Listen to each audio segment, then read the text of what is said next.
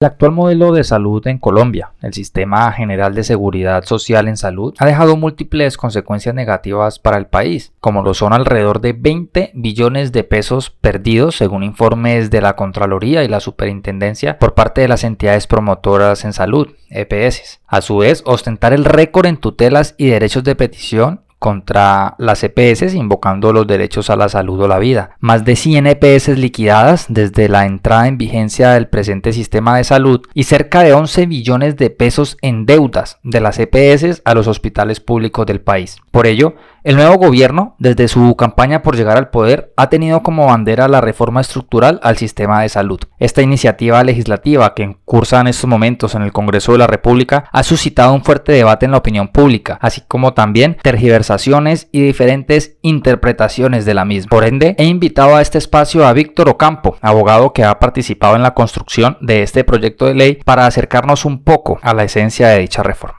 Un cordial saludo para toda la audiencia, bienvenidos a este espacio donde vamos a abordar una de las banderas, una de las principales propuestas de este gobierno, del actual gobierno de Gustavo Petro Francia Márquez y de la bancada del Pacto Histórico en el Congreso de la República, que es la reforma a la salud, una de las propuestas, una de las iniciativas, en este caso legislativas, que más polémica, tensión, debate público ha generado en el país.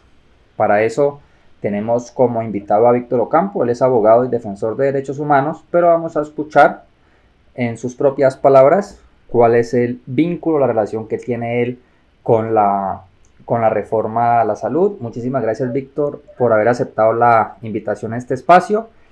Y adelante con tu presentación, que les puedas comentar a la audiencia quién eres, cuál ha sido tu experiencia y bueno, la relación que tienes con la reforma a la salud. Bueno, un saludo para todas las personas que nos están escuchando. Mi nombre es Víctor Ocampo, soy abogado, especialista en derechos humanos, maestrante en educación y derechos humanos. Hago parte del comité de impulso de la Cumbre Social y Política por la Reforma Estructural al Sistema de Salud, organización de la sociedad civil que ha acompañado la construcción y la defensa del proyecto de ley 339 en Cámara y 229 en Senado, que busca reformar el actual sistema para mejorar todos los indicadores de calidad de vida de nuestra población. Perfecto, Víctor, muchísimas gracias. Entrando ya en materia, vamos a contextualizarnos en el momento actual por el cual está pasando la reforma. ¿Cuál es el momento legislativo por el cual está atravesando la reforma a la salud en estos momentos? Claro que sí. El momento actual es un momento crítico, para ser sincero. Estamos iniciando el debate en Comisión Séptima de Senado. Esta es la antesala para que el proyecto pase a plenaria del mismo Senado, donde se votará de manera definitiva el texto que se ha ido presentado y construido por parte de los coordinadores ponentes de la comisión que están defendiendo la reforma.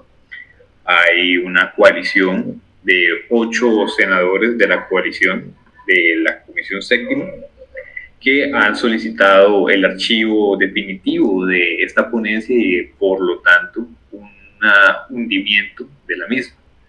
A eso se le suma la declaración de la senadora por el partido Mira de votar en conjunto esa ponencia de archivo, sin embargo no su suscripción de la consideración.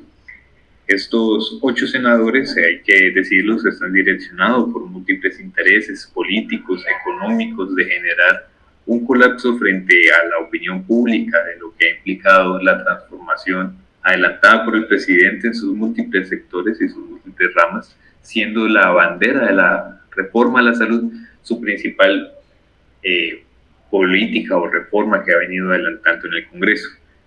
¿Qué implica esto? Implica que si la reforma no se vota y no pasa, vamos a tener un inminente colapso del sistema. Ya la Contraloría General de la Nación y la Superintendencia Nacional han expedido durante el año pasado, durante los meses de julio y octubre, 2 informes contundentes sobre la situación financiera de las EPS, anunciando que existe un pasivo gigantesco en reservas técnicas. Son dineros faltantes que ascienden a la suma de cerca de 21 billones de pesos.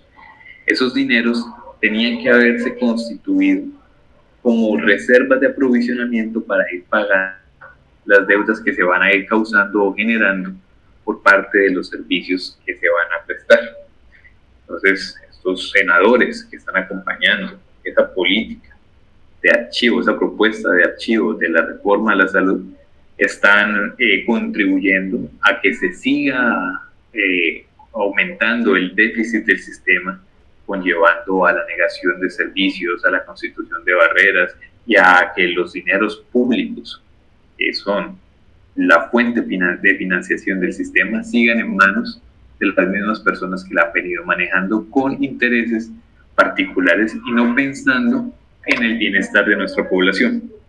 Básicamente ese es el momento legislativo, todo en cabeza de la senadora de la U, del Valle del Cauca, la senadora Norma Hurtado, quien es la persona que es el alfil de Dilian Francisca Toro en el Senado.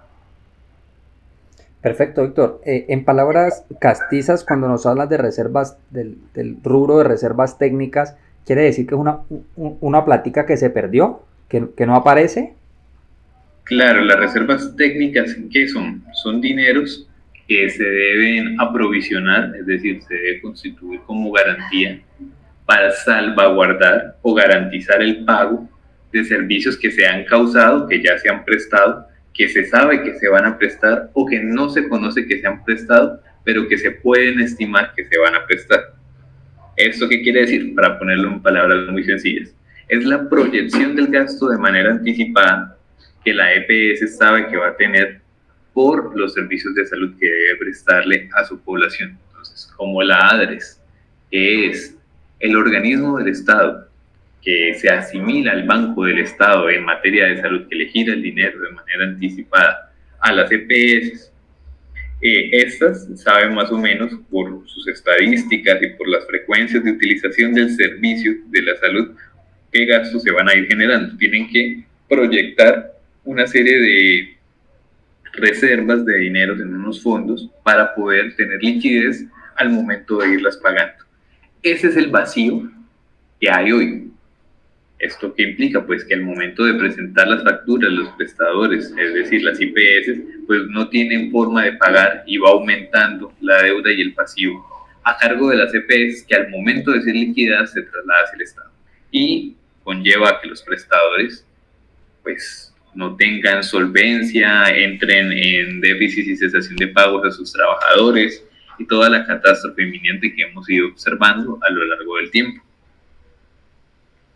Perfecto, Víctor. Digamos, ha sido la única falla, digamos, en términos de erario, en términos de dineros públicos que le ha representado el actual modelo de salud al país, o de pronto qué otras consecuencias ha habido, bien sea en términos de dineros públicos o en términos de patrimonio público para el país. Claro. ¿Qué son, o bueno, cómo se constituyen las fuentes de financiación del sistema de salud? La plata con la que le pagan a las EPS, y las EPS garantiza la atención en salud de los ciudadanos. El Estado, a través de los impuestos, recolecta una serie de fondos que hacen parte del presupuesto general de la nación. El Estado aporta una parte de ese presupuesto general de la nación a el Ministerio de Salud y a la ADRES para el pago de los servicios de salud. Otra fuente son las cotizaciones y las contribuciones que hacen los trabajadores y trabajadoras junto a algunos empleadores, no en todas las proporciones porque hay algunos que están exonerados del pago de esas contribuciones. Y también los impuestos específicos y los impuestos de rentas cedidas de los departamentos y los municipios van a esos fondos de fuentes de financiación. Pero finalmente, ¿esto qué implica? Que todos estos dineros son dineros públicos porque salen del mismo Estado y de la recolección de las contribuciones de todos los ciudadanos a partir del pago de sus impuestos. Y el Estado perdió el control de la administración de esos recursos a partir de la intermediación financiera y administrativa que se constituye con la creación de las EPS. Él le pasa sus dineros a las EPS y las EPS, como intermediarios, hacen lo que hacen las funciones de una aseguradora.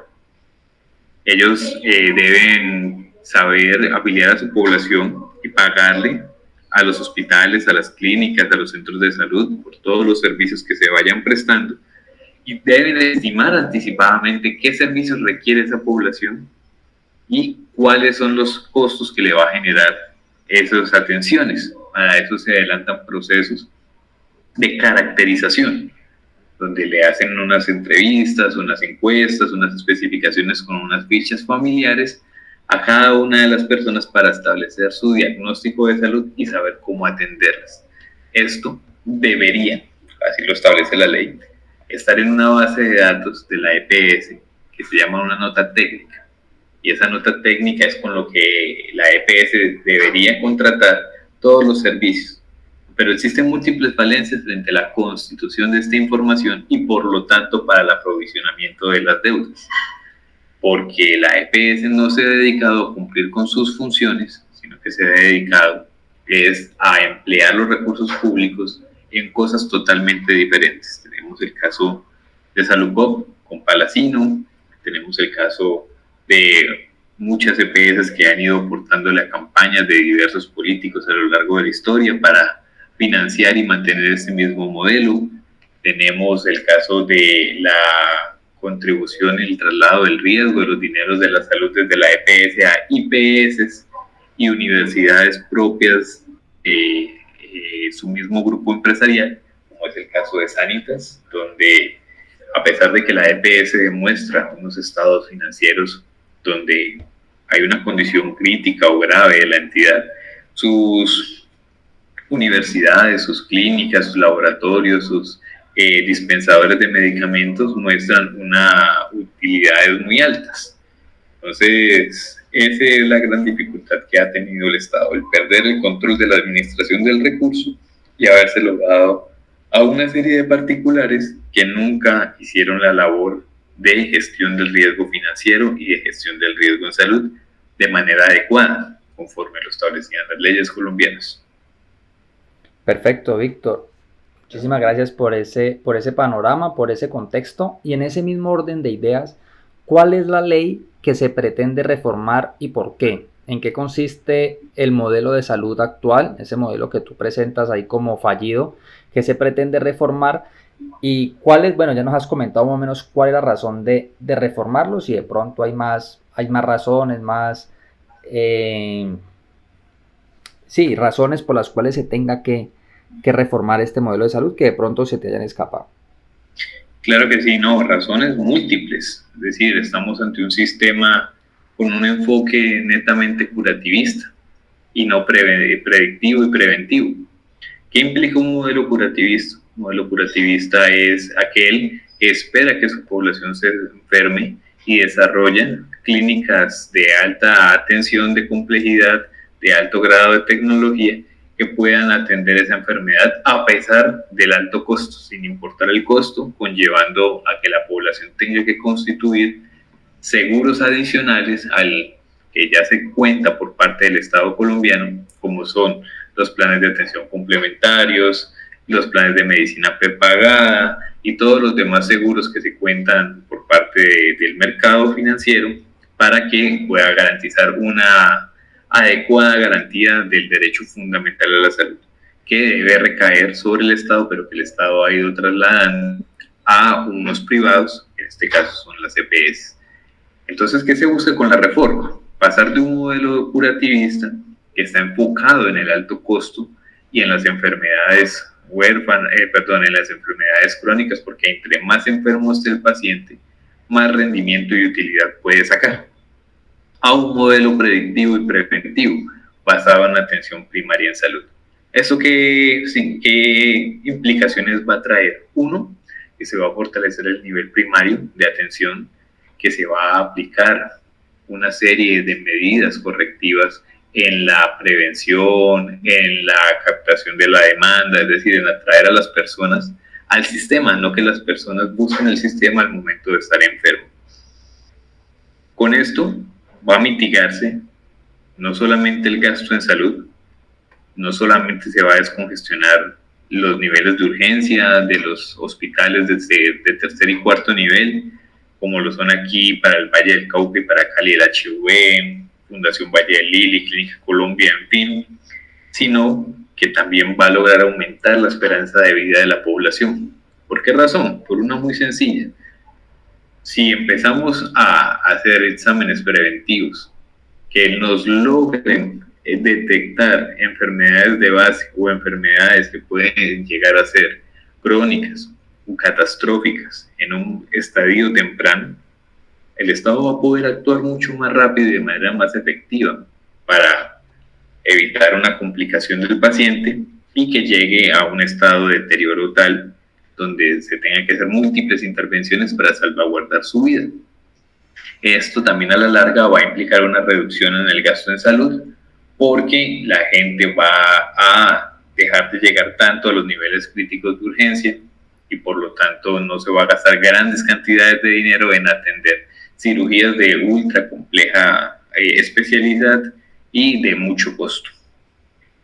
Las leyes que se busca reformar con esto son múltiples, no hay una ley como tal, pero podríamos hablar que en esencia es todo el capítulo del subsistema de seguridad social en salud que trae la ley 100, pero también la 1122 del 2007, está en una parte de la 1438 del 2011, que hablan de las diferentes modificaciones que se les ha hecho al sistema de salud. En materia general, eso es una ley ordinaria, por lo tanto no va a afectar a la ley estatutaria de la salud, la 1751. Esa parte no va a verse afectada, porque una ley ordinaria nunca va a poder afectar una ley de rango estatutario.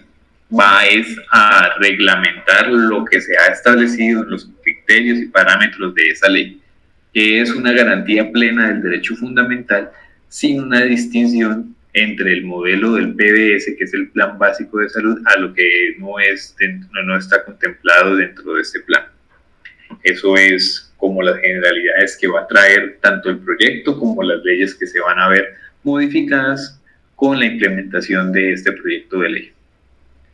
Víctor, no sé si de pronto nos podrías comentar, si eres tan amable, un poco más sobre en qué va a consistir la atención primaria en salud. De pronto ya cuando se pase la reforma, ya cuando se empiece a implementar la misma, ¿cómo va a empezar a funcionar esta atención primaria en salud?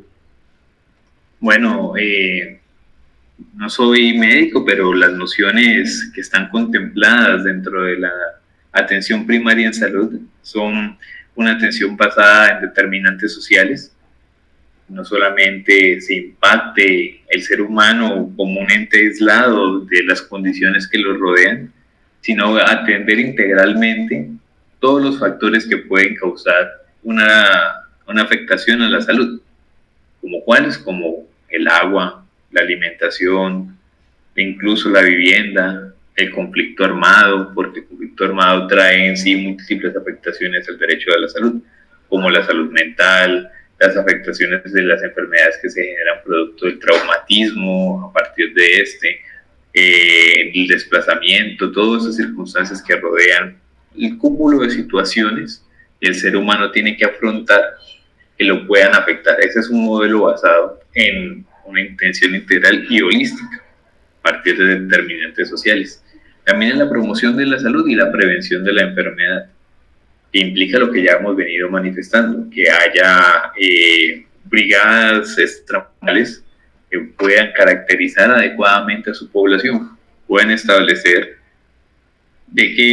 cuál es la ficha familiar o la ficha individual de salud y el estado actual a partir de una serie de exámenes de un nivel muy básico que le permitan hacer un mapeo a las entidades del Estado que van a ser los rectores de ese sistema para tomar acciones contundentes que mermen o mitiguen los indicadores de salud que se encuentran hoy en una desviación crítica, como cuáles, como la mortalidad materna.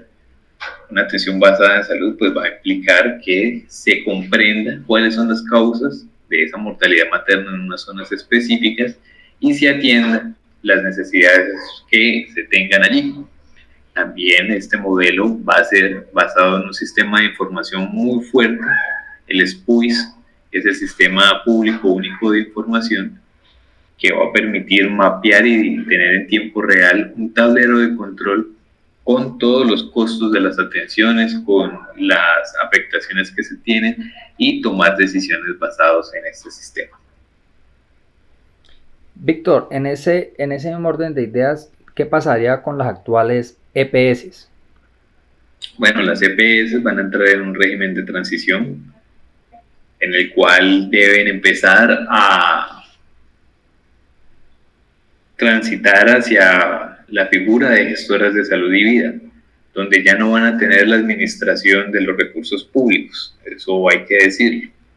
Van a tener una serie de funciones que implican la auditoría de las cuentas médicas, de los CAPS, de los centros de atención primaria, que son el corazón de todo esto, porque es en las redes prestadoras de salud donde se garantiza efectivamente las atenciones, no en figuras administrativas de intermediación. Entonces, estos gestoras de salud y vida van a tener como función principal, uno, la integración de la red, y dos, la auditoría de las cuentas que presenten esos CAPS para poder enviar a una posterior revisión parte de la ADRES, que será el único órgano de administración de los recursos públicos. Quiere decir, Víctor, que estaríamos pasando de un modelo privado donde los recursos los administraban las mismas EPS a un modelo público. No, el modelo va a ser mixto, como está hoy. Va a tener prestadores públicos, va a tener prestadores privados y va a tener prestadores de capital mixto, es decir, capital público y privado. Lo que va a suceder es que la administración de los recursos públicos va a ser por parte del Estado, va a ser pública. El Estado ya no va a perder la potestad de definir la inversión y la asignación del gasto, como sucede hoy, en manos de unos privados, sino que va a retomar. Esa es la fragmentación de la red, que nosotros le cedimos el control del gasto y la ordenación del gasto a las EPS, y las EPS podían direccionar los recursos conforme al criterio que se estableciera. Hoy, la ADRES, basado en la integración de la red, en cómo quede conformado, basado en un cordón epidemiológico y una caracterización específica para cada territorio, va a generar el desembolso, y las gestoras de salud y vida van a seguir actuando como privadas, que van a fungir con una serie de actividades en torno a la auditoría de las cuentas y la integración de la red. Ok, Víctor, en ese orden de ideas, digamos, ¿qué entidades van a encargarse no solamente de administrar los recursos, como ya lo dijiste, sino de tomar todas las decisiones de todo el nuevo sistema de salud? Para eso se van a crear una serie de entidades totalmente nuevas y se van a retomar algunas otras, como el Consejo Nacional de Salud. El Consejo Nacional de Salud va a ser aquel que logre definir la política pública en salud y genere informes en torno a cómo emplear esos recursos basados en los criterios y necesidades específicas para avanzar en estas situaciones. Se van a crear algo que se llama el Territorio para la Gestión de Salud. Eso está por reglamentarse, solamente está enunciado en el proyecto de ley, en el cual va a ser una forma de distribución o segmentación de los territorios basados en la caracterización epidemiológica y en la facilidad de integración vial y de conexión cultural que tengan esos territorios. El otro organismo que también se crea es el CAP, que es el Centro de Atención Primaria, que es una unidad de carácter público, privado o mixto, que va a encargarse de la atención en el nivel primario y va a ser una atención resolutiva, predictiva y preventiva. Ese va a ser de la adscripción de la población. Esa adscripción implica la facultad de aseguramiento que antes tenían las EPS, es decir, que van a brindar la garantía en ese CAP de la población que se adscriba a ese y van a adelantar todos los trámites administrativos que anteriormente se hacían por intermedio de la EPS. Eso, bueno, también se crea el Comité de Determinantes Sociales, el Comité Intersectorial de Determinantes Sociales, tanto a nivel nacional como departamental, que va a encargarse de articular toda la política intersectorial en materia de derechos humanos, en materia de determinantes sociales que requieren esos territorios. Hay una serie de organismos que se van a fortalecer, como lo es la Superintendencia Nacional de Salud. Y ese es un punto muy importante. La Superintendencia Nacional, esta reforma va a obtener la facultad de generar de correr el velo corporativo de aquellas EPS, de aquellas asociaciones, sociedades que están administrando recursos públicos y que se están viendo beneficiados de los recursos públicos, pero que no están haciendo un uso adecuado del mismo, y que se blindan en figuras jurídicas falsas para adelantar estas intermediaciones y estas labores de desfalco del sistema. Al poder quitar ese velo corporativo, vamos a poder establecer los beneficiarios últimos y los beneficiarios reales de esos capitales que se han ido moviendo y configurando, y poder tomar acciones que eviten que los capitales se fuguen, desaparezcan y que una deuda frente a la red prestadora. Entiendo, Víctor. Quiere decir que ya también desaparece el tema del régimen contributivo y subsidiado. Todos quedaríamos, digamos, cobijados por el mismo sistema. Claro, la Corte Constitucional, al momento de declarar el derecho a la salud como un derecho fundamental autónomo, da una orden muy clara, que es empezar a cerrar la brecha que existía entre ambos regímenes, entre subsidiado y contributivo. Y para eso, durante la ley estatutaria se crea el Plan de Beneficios en Salud, el PBS, que intenta que cada año se incremente las cosas que hacen parte de este plan, y que el régimen subsidiado tenga una fuente de información del cálculo de los recursos autónoma que se configura solo a partir del 2020, que se empieza a calcular los gastos en salud en el régimen subsidiado, y que cada año se ha ido fortaleciendo para intentar generar una equivalencia. Como la Constitución de Colombia establece que todos somos iguales, que eso es un sistema basado en la solidaridad y que no puede haber una causal para generar una discriminación o para generar una inequidad a partir de una contribución o no a partir de la inserción al mercado laboral. Claramente este proyecto contempla pues la eliminación de los ambos regímenes y la unificación en uno solo. Víctor, ¿qué va a pasar con los afiliados, con los contribuyentes en esta transición? ¿Me van a seguir atendiendo? ¿Va a pasar? ¿Qué va a pasar en ese momento con los afiliados al modelo de salud actual mientras se transita hacia el otro? Los afiliados, las personas van a seguir siendo atendidas durante la transición por sus EPS mientras se va implementando el sistema nuevo. Como te venía diciendo, los CAPS van a ser aquellos centros de atención primaria donde se adscribe la población y la gente va a seguir siendo atendida en la clínica, en el hospital, en el centro de salud más próximo a su hogar, sin necesidad de mirar un trámite administrativo adicional. Esa es la gran ventaja de este nuevo sistema que se está proponiendo. No va a haber un traumatismo, va a ser un plan que se ha ido observando de manera gradual. Existen los informes de suficiencia financiera planteados por el Ministerio de Hacienda y radicados a la Cámara de Representantes el 29 de noviembre del 2023, donde se establecen los costos administrativos de todo ese fortalecimiento. Y establece una cosa muy interesante, que es que con la implementación de la reforma, contrario a lo que han planteado todos sus detractores, el incremento en el PIB va a ser entre el 0.6% al 0.1%. Eso sin contar con la reducción en el gasto, producto de prevenir y hacer un mayor uso eficiente de los recursos del sistema de salud en el mediano y en el largo plazo, con las descongestiones del nivel de urgencias y los niveles de mayor complejidad.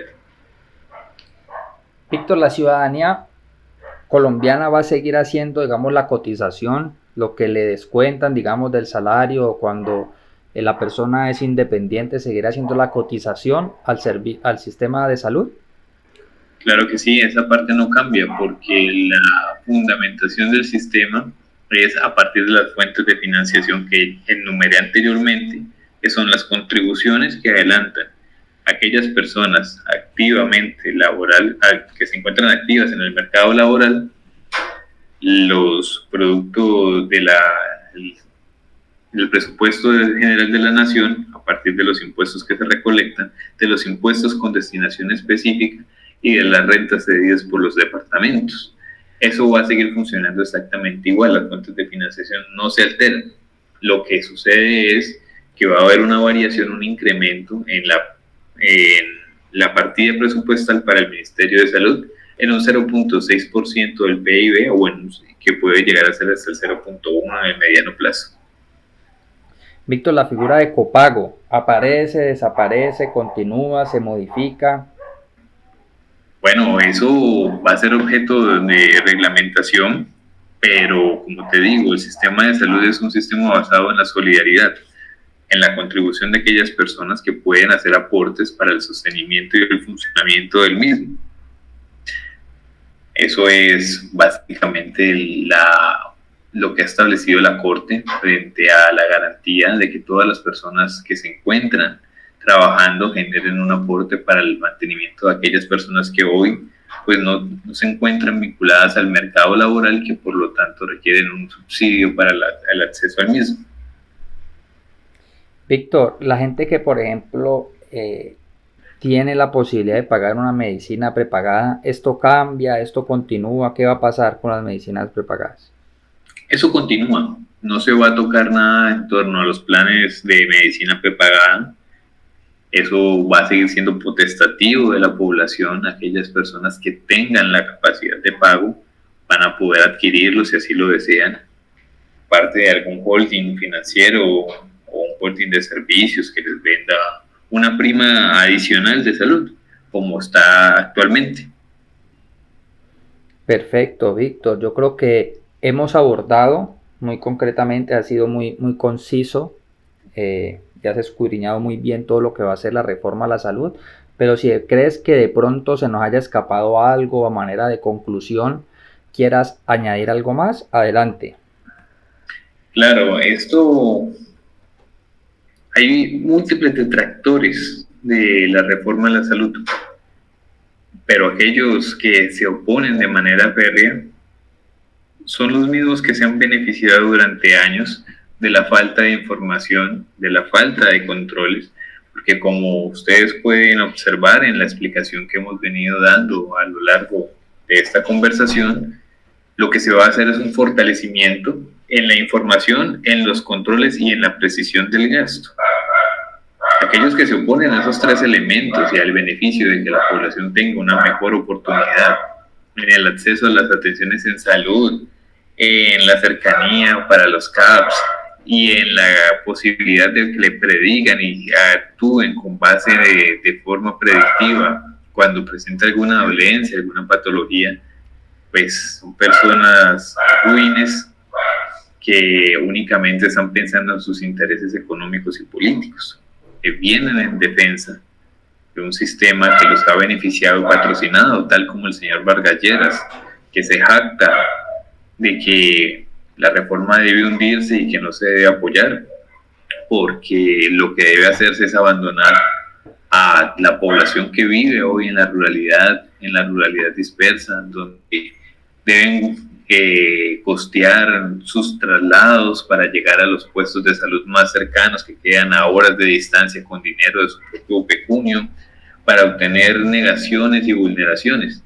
Entonces para ellos es muy cómodo decir: no acudimos al Congreso a votar la reforma, haciendo falta de quórum, vaciando un salón cuando se ganan una cantidad de dinero absurda, pero las salas de urgencia de los hospitales con personas aplicando por su...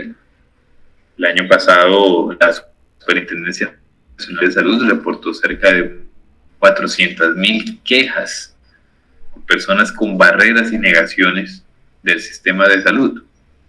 No es posible que si el derecho a la salud es un derecho de rango fundamental, autónomo, tutelable, integral, las personas deban suplicar a las entidades de control, ya sea por la vía administrativa ante la superintendencia o por vía tutela ante un juez de la República, para que le garanticen sus tratamientos. Es posible que las EPS, por culpa de su mal manejo del recurso, tengan a las personas esperando 2, 3 meses por la asignación de una cita de una especialidad que hoy no se encuentra en escasez de profesionales. No es posible que con todo el dinero que se gasta y se da de manera anticipada para los medicamentos, para los insumos, para los alimentos, las droguerías que contratan las EPS no hagan entrega en los tiempos de esos elementos vitales para las personas, porque de nada te sirve a ti recibir una atención en oportunidad por parte del médico, el especialista, de quien sea, si cuando te formulan no te entregan ese medicamento. No logras hacer una adherencia al tratamiento, por lo tanto una descompensación. Lo que se busca es evitar toda esa serie de dilaciones y ponerle un mayor control a los recursos públicos, porque son recursos de todos y todas las personas que habitan en Colombia. Eso es algo que debe quedar muy claro en la cabeza de las personas. Los recursos son recursos públicos y por lo tanto la administración y el control debe volver a manos del Estado. No se le va a entregar los recursos ni a los gobernadores, ni a los alcaldes, ni a los concejales, ni a nadie. Los recursos van a ser manejados por la ADRES, por el Banco del Estado, tal y como se ha constituido por parte de diferentes modelos de atención a nivel mundial. Es que aquí no nos estamos inventando una cosa sacada de la nada. Se ha estudiado muy a fondo los modelos de atención en otros países que son funcionales, donde no existen las figuras de intermediación, salvo que aquí se las inventan para poder beneficiar a unos cuantos grupos económicos. Perfecto, Víctor. Y es muy fehaciente también, dice mucho la cantidad de EPS liquidadas, la cantidad de tutelas, de derechos de petición y la cantidad de deudas que tienen con las EPS públicas por parte de las EPS, ¿verdad? Claro, claro que sí. Solamente basta mirar los informes que se ha sacado la Contraloría y la Superintendencia. El informe de la Contraloría, el Contralor hace poco manifestaba que adeudan cuantiosos recursos y el estudio lo hizo con base en la información que le reportan las EPS. Las EPS, a través de sus gremios, ASEMI y Gestar Salud, sugirieron que esos informes estaban mal elaborados y que daban información errónea, a lo cual el Contralor le responde: oiga, si mi informe está mal es porque la fuente de la información está mal y la fuente de la información me la suministraron ustedes. Si ustedes insisten en que mi informe no presenta una cifra ajustada, es porque ustedes no me están reportando mal y por lo tanto están incurriendo en múltiples delitos, como suministrar un documento alterado y falsedad en documento público, apropiación de recursos públicos, y voy a denunciarlos ante la Fiscalía General de la Nación. Razón por la cual no volvieron a tocar el tema, porque saben que si existe alguna alteración en la información es por el autorreporte que ellas mismas hacen. Es que hoy todos los informes son construidos con la información que presentan las EPS. Todos los informes dan cuenta a partir de las cifras que ellas mismas presentan. No se está utilizando ninguna fuente diferente, sino las oficiales. Perfecto, ahí estaba Víctor Ocampo. Víctor, muchísimas gracias por haber aceptado la invitación a este espacio, por habernos regalado este momento donde has ilustrado muy bien, de manera muy concreta, muy amplia, todo lo que va a ser el nuevo sistema de salud, que pues como tú lo comentabas, en este momento está pasando por un momento crítico, pero esperemos que por el bien de todos y todas las colombianas pues pueda llegar a un buen puerto este nuevo sistema de salud, que claramente privilegia al ciudadano, privilegia la salud de todos y todas las colombianas y no el bolsillo de unos pocos. Muchísimas gracias, Víctor, y esperamos vernos más adelante en cuanto siga cursando el debate en el Congreso. Claro que sí, ahí estaré dispuesto las veces que me inviten a dialogar sobre este tema. Muchísimas gracias, Víctor. Hasta la próxima. Vale, igualmente.